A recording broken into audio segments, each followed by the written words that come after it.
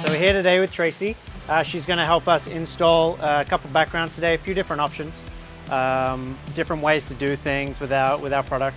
We have a Zilla 18-18-25 here in front of us right now.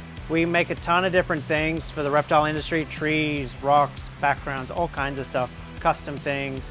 We get nuts. The first thing we need to do is open this up, and you're not going to need this. And then we can go through and show you the best way we think to install some of our products here in this tank.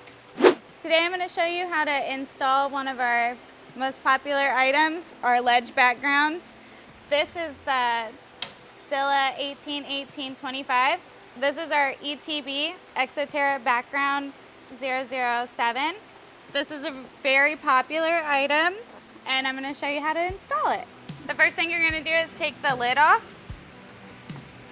and then you're going to take it and you just simply slide it down. You can put silicone on the back if you want to have it more permanent. And then you can leave it just as simple as this. You can also take the silicone and you can go around the edges of it.